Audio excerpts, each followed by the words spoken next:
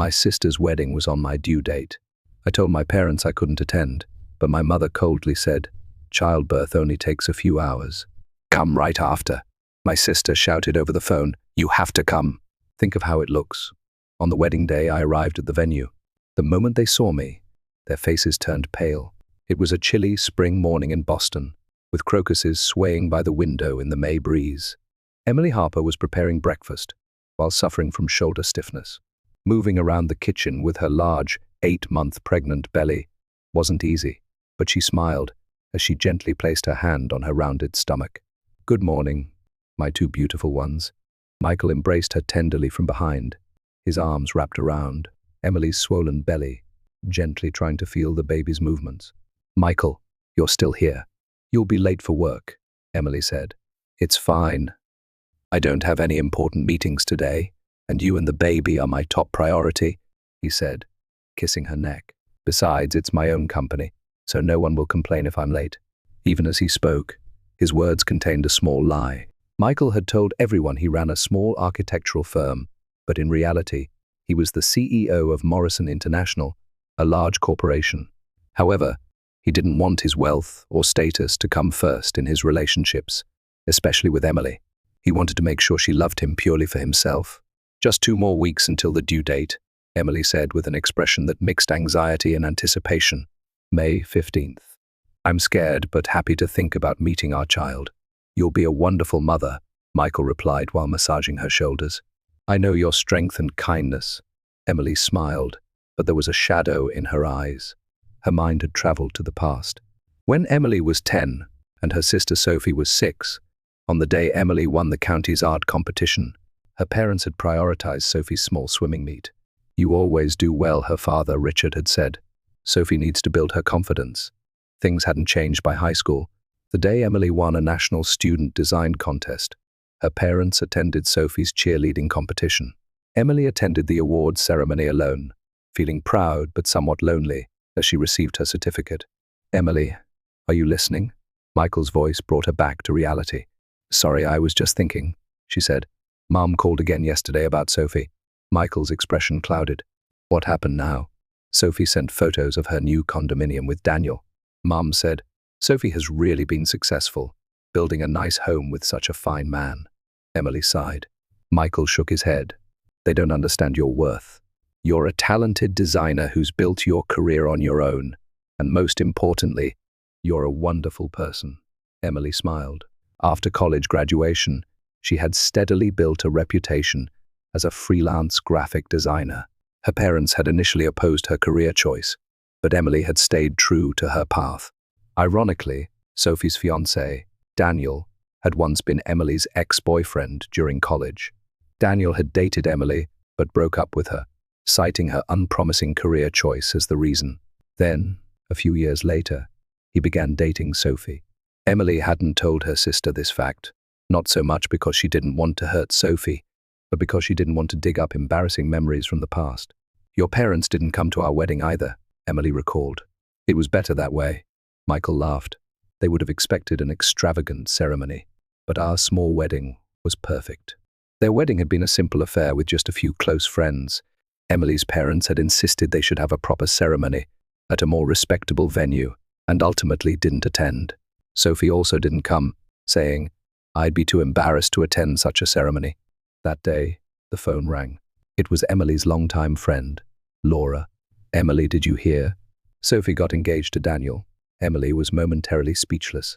"Yes, I know. She posted on social media about the huge ring she got, and the venue is going to be the Ritz-Carlton." After hanging up, Emily gazed out the kitchen window. Her home was simple but comfortable, and filled with love. The peaceful daily life she had built with Michael was a treasure she wouldn't trade for anything. Remembering her family's reaction when she told them about her pregnancy, Emily let out a small sigh. Her mother had said, "So you're finally having a child," and quickly changed the subject to Sophie's recent promotion. Her father said, "Congratulations," but added, "It must be difficult raising a child with Michael's small office." Emily whispered to her unborn baby, "You are loved. Daddy and Mommy are eagerly waiting for you." Michael stood beside her, and together they gazed at the morning sun streaming through the window. Before them stretched a new life, and a future they would build together. When Emily was working on a logo design for a client in her home office, the phone rang. It was Sophie. "Emily, it's finally decided." Sophie's voice was high with excitement. "The wedding date. I mailed the invitations today. They should arrive tomorrow." Emily smiled at her sister's joy and asked, "Congratulations. Where will it be held?" "At the Four Seasons Hotel. We'll exchange vows at sunset in the rooftop garden," Sophie continued in a dreamy voice.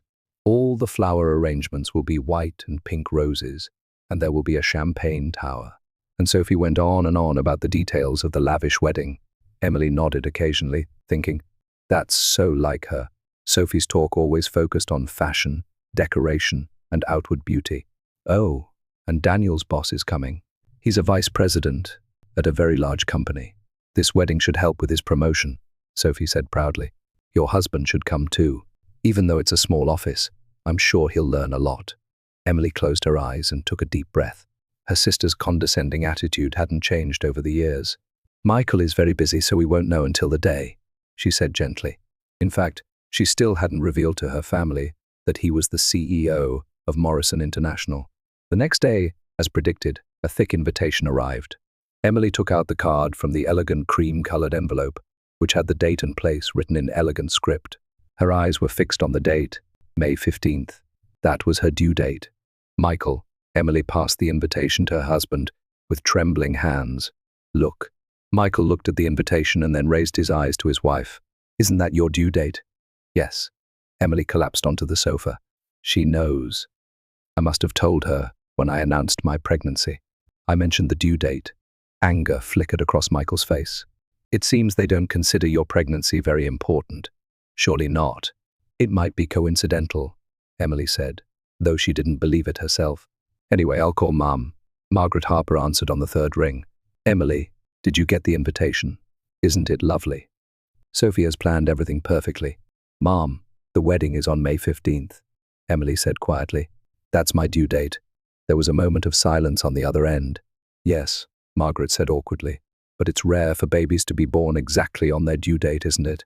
They're either early or late." "Still, I'll be in my last month," Emily said. Margaret's voice grew cold.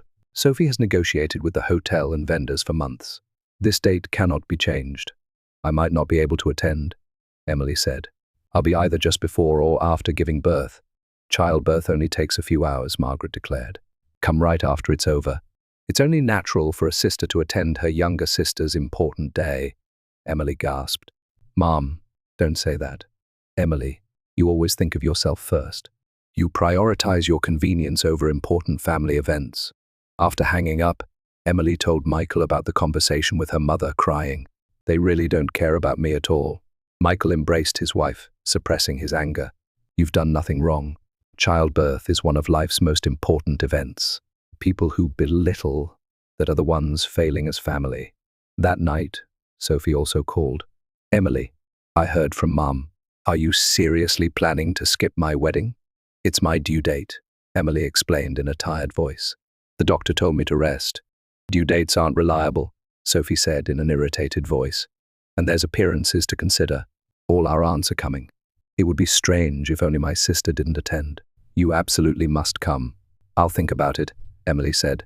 She had no energy to talk further. The next day, Emily told her situation to the friends in her prenatal class. They all expressed shock. "You're kidding, right?"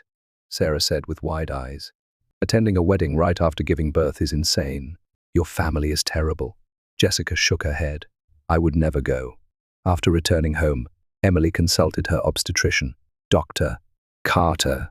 "Medically, I don't recommend attending social events immediately after giving birth," the doctor said, "especially for first-time mothers. Recovery takes time. Your and your baby's health is the priority." When Michael returned from work, he took both her hands and said with a serious expression, "Should I tell them? I could reveal my true identity and make them stop this unreasonable demand." Emily shook her head. "Not yet. Let's save that as a last resort." After long consideration, she sent a brief email to her family. "Depending on the timing of the birth, I may or may not be able to attend the wedding. I'll try my best, but I can't promise anything." There was no reply. As she entered her 9th month of pregnancy, Emily's body grew heavier each day. Michael took over the household chores so she could rest and began making important company decisions from home. "Michael, is your company okay?" Emily asked one day. "With you taking so much time off?" Michael smiled. "Don't worry. Everything is going well. Besides, I have an excellent vice president." While Emily was grateful for her husband's devoted love, she was hurt by her family's cold attitude. One night, she was quietly crying in bed. "What's wrong?" Michael asked, wiping away her tears. "Maybe I should go after all," Emily said in a small voice, "but I'm scared. With a body that just gave birth, I'm worried about the baby too." Michael gently stroked her hair and said, "You don't need to prove anything. A real family would understand your situation." Emily thought deeply about those words. What is a real family? Throughout her growth, she had always tried to gain approval from her family, but always felt inadequate. "I've decided," Emily suddenly said. "I'll go, but not for them." Michael stared at her intently. "What do you mean?" "For myself. And I have a plan." Emily's eyes showed a strong determination she hadn't displayed in a long time. On the morning of May 13th, Emily was having breakfast with Michael in the kitchen. 2 days until the due date, her stomach was large and taut, and she felt tired with every movement. "Hey, Michael, about the wedding, I think." Suddenly, Emily felt a sharp pain and cut off her words. She clung to the counter and exhaled deeply. "Emily." Michael hurried to her side. "I'm okay, probably," she began to say. But the pain returned, stronger and longer this time. "Oh, Michael, the first it might be labor." The moment he heard those words, Michael's expression changed. He immediately sprang into action, grabbing the already prepared delivery bag and car keys. Emily grabbed her husband's arm. "Don't we need our luxury car? Your and the baby's safety comes first," Michael said. He had chosen their everyday car instead of the luxury vehicle parked in the back of the garage. "Getting to the hospital quickly is more important than hiding my identity now." On the way to the hospital, Emily stared at her mobile phone while fighting the increasingly strong contractions. "Should I contact my family?" Michael took her hand. "It's up to you, but honestly, I don't think they'll support you at this time." After a long silence, Emily put her phone back in her bag. "I'll do it later, Doctor." Carter examined Emily and explained, "Labor has definitely started.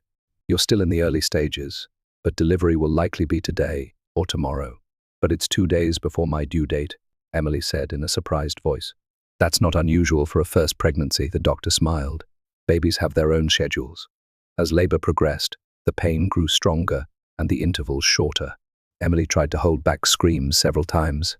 The nurses offered words of encouragement, and Michael continued to hold her hand.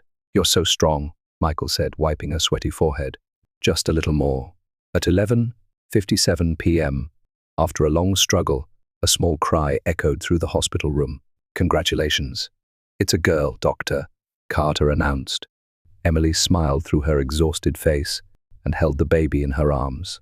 A tiny face, tiny hands, perfect lips.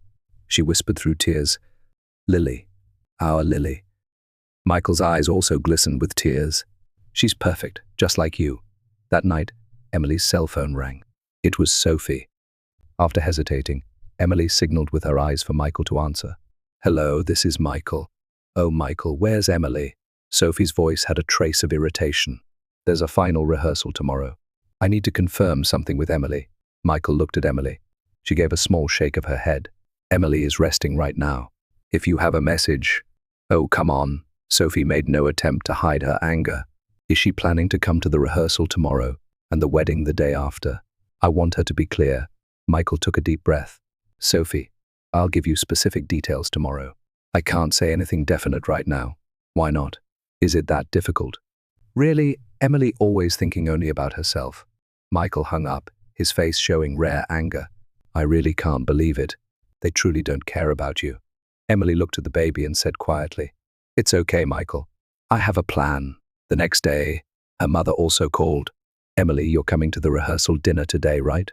Sophie wants to confirm the seating arrangement. When Michael answered instead, Margaret asked in surprise, "Where's Emily?" "She's not feeling well and is resting," Michael replied calmly. "Well, morning sickness should be long over, and even pregnant women can go out," Margaret said lightly. "She's coming to the wedding tomorrow, right?" All the cousins are looking forward to it, Margaret. Michael's voice was ice cold. We'll know about Emily's condition tomorrow. I can't say anything until then. After hanging up, Michael sat by Emily's bed. She noticed his expression while breastfeeding Lily. You're not telling them yet?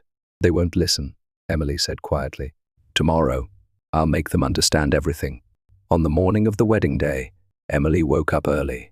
The hospital had confirmed her stable condition and allowed her discharge the previous day. She stood in front of the mirror, looking at her changed body. Her postpartum body was still in pain and easily tired, but her eyes showed determination. Are you really going? Michael asked worriedly. You don't have to push yourself. I'm going, Emily said resolutely, but on our terms.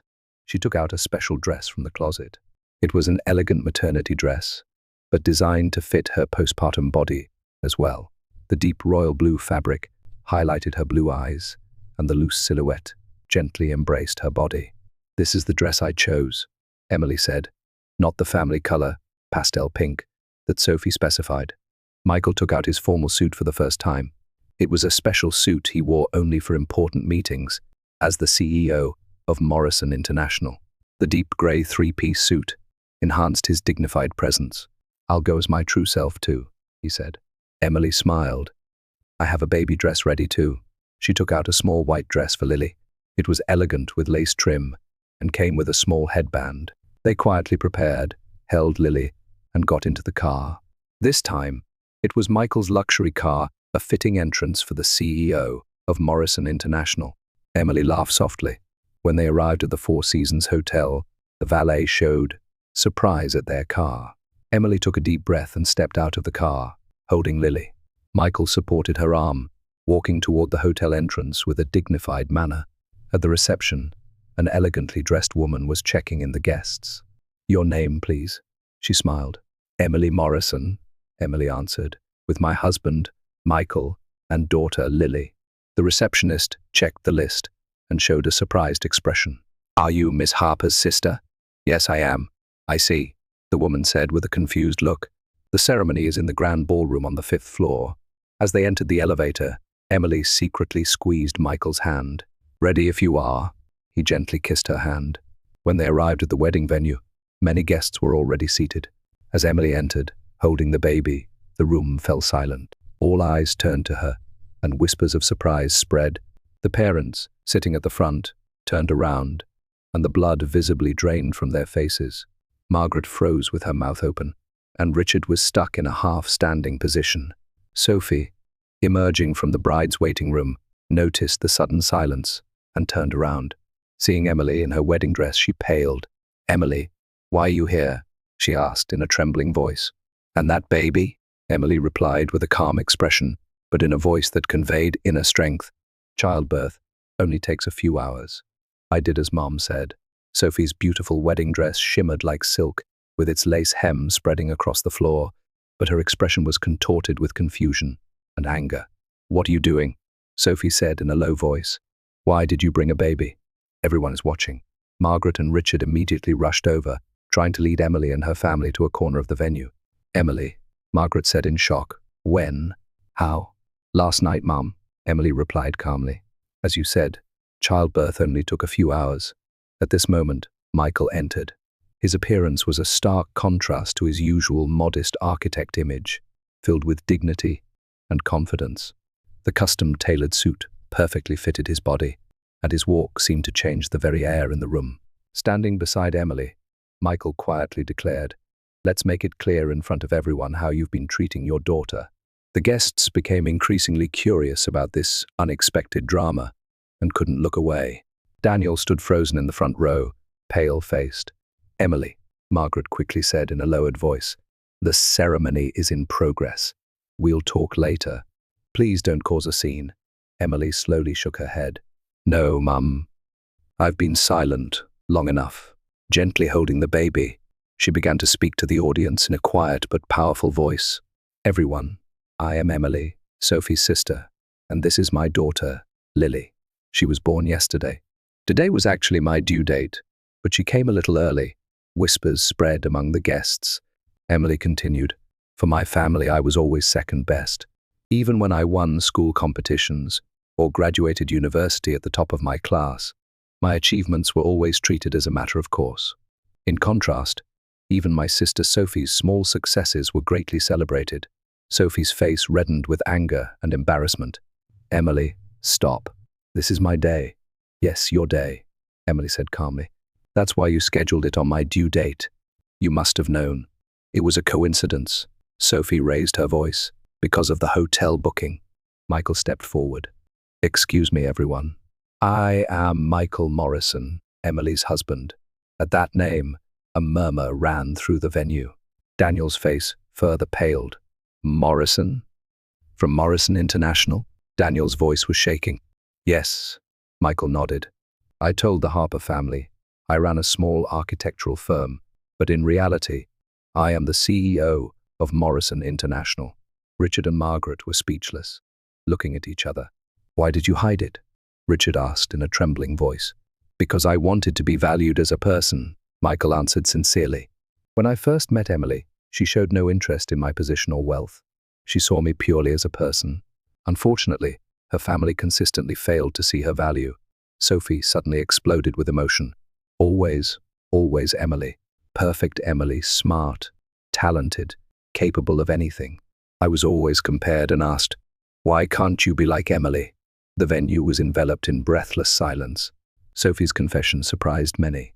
"Sophie," Emily said in surprise, "I had no idea that's how you felt. You probably didn't know," Sophie continued, crying. "I started dating Daniel partly because he was your ex-boyfriend. I wanted to take something from you, to win at least in one thing." Daniel looked up, staring at Sophie with a shocked expression. "What?" "So that's what it was." Margaret covered her face with her hands and began to cry softly. Richard dropped his shoulders, seeming to understand for the first time how their actions had hurt their daughters. "I didn't come to blame you," Emily said quietly as she gently rocked Lily. She continued, "I came to tell you what a real family is. Family means supporting, loving, and respecting each other. It's about true bonds, not appearances or social standing." Michael stood next to her and added, "What Emily taught me is that a person's value isn't in titles or property, but in their heart." Those words resonated throughout the venue. Sophie took a deep breath and lifted the hem of her wedding dress to approach Emily. The two looked at each other for a long time.